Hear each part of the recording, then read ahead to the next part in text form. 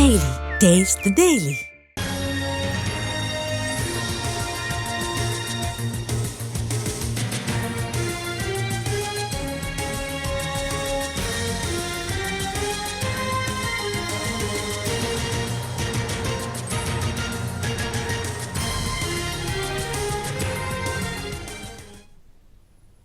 ఆంధ్రప్రదేశ్ వ్యాప్తంగా sub registrar కార్యాలయాలపై ACB దాడులు జరిగాయి. 120 చోట్ల తనిఖీలు నిర్వహించారు అధికారులు. సబ్ రిజిస్ట్రార్ ఆఫీసుల్లో అవినీతిపై పెద్ద ఎత్తున ఫిర్యాదులు వస్తున్నాయి. దీంతో రాష్ట్ర వ్యాప్తంగా ఏసీబీ అధికారులు తనిఖీలు చేస్తున్నారు. అధికారులు రిజిస్టర్ కార్యాలయాలకు తలుపులు వేసి లోపల సోదాలు కొనసాగిస్తున్నారు. ఏజెంట్లు చెప్పిన వాళ్లకే రిజిస్ట్రేషన్లు చేస్తున్నారని ఆరోపణలున్నాయి.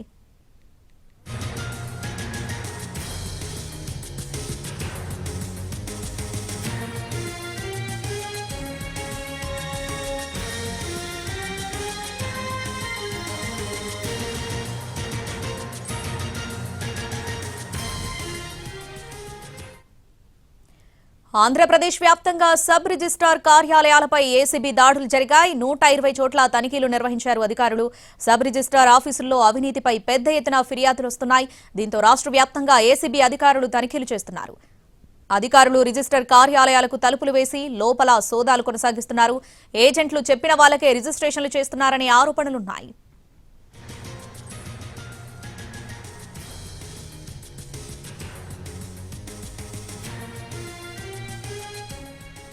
ఒంగోలు సబ్ రిజిస్టర్ ఆఫీసులో ఏసీబీ అధికారులు ఆకస్మిక తనిఖీలు చేపట్టారు. అధికారులను చూసి తమ దగ్గరున్న డబ్బులను కిటికీలో నుంచి కిందకు విసిరేశారు. రిజిస్టర్ ఆఫీసులోని సిబ్బంది కిందకు విసిరేసిన 30,000 నగదును అధికారులు స్వాధీనం చేసుకున్నారు.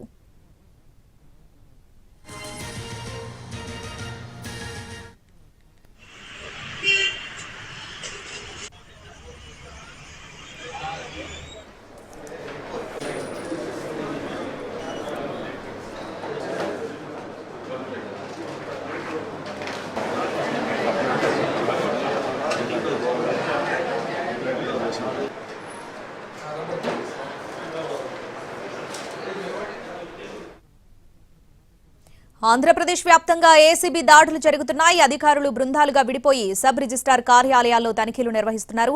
విజయవాడ, ఇబ్రహీంపట్నం, నరసరావుపేట, తిరుపతి, రేణిగుంట, విజయనగరం, భోగాపురం, విశాఖ, మధురవాడ, ఒంగోలు, కర్నూలు, కడప తదితర ప్రాంతాల్లోని సబ్ రిజిస్ట్రార్ కార్యాలయాల్లో తనిఖీలు నిర్వహించారు. సబ్ రిజిస్ట్రార్ ప్రైవేటు వ్యక్తులు పనిచేయడంతో పాటు ఏజెంట్లతో సిబ్బంది కుమ్మక్కై అవినీతికి పాల్పడుతున్నారనే ఆరోపణలు వినిపిస్తున్నాయి. వివిధ ఫిర్యాదుల ఆధారంగా సబ్ రిజిస్ట్రార్ కార్యాలయాలపై ఈ రైడ్స్ జరిగాయి. కార్యాలయాల తలుపులు మూసి లోపల రికార్డులు పరిశీలిస్తున్నారు అధికారులు.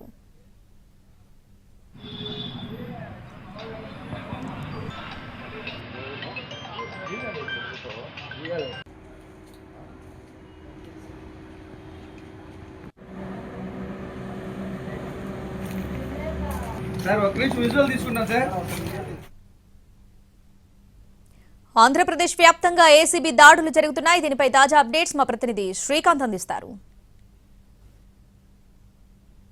సబ్ రిజిస్ట్రార్ కార్యాలయాల్లో ఏసీపీ దాడులు అయితే కొనసాగుతున్న పరిస్థితి కూడా ఉంది.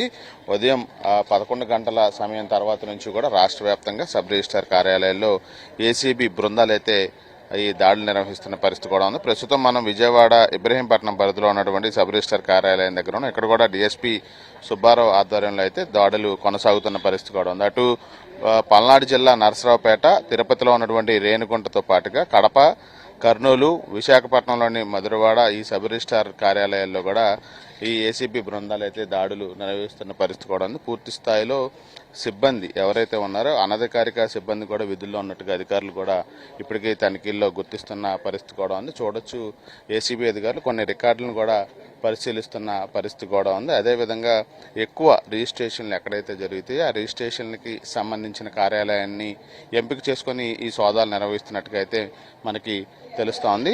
అధికారులు కూడా ఎవరైతే అనధికారికంగా నగదు కలిగి ఉంటారో ఆ వ్యక్తులను కూడా విచారిస్తున్న పరిస్థితి మనకి స్పష్టంగా కనపడతా ఉంది. ఎందుకంటే ఒకసారి పల్నాడుకు సంబంధించి నరసరావుపేట సబ్ రిజిస్ట్రార్ కార్యాలయాన్ని పరిశీలిస్తే అక్కడ అనధికారికంగా నగదు కలిగి ఉన్న వాళ్ళని కూడా అక్కడ గుర్తించిన పరిస్థితి కూడా ఉంది.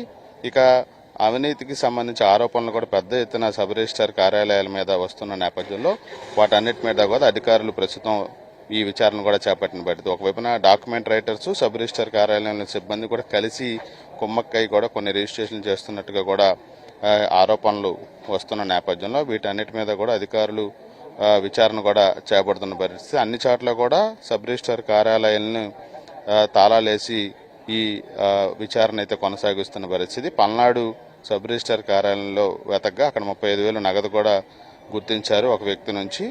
అతన్ని స్టేట్మెంట్ కూడా అధికారులు స్టేట్మెంట్ కూడా రికార్డు చేస్తున్న పరిస్థితి కూడా ఉంది.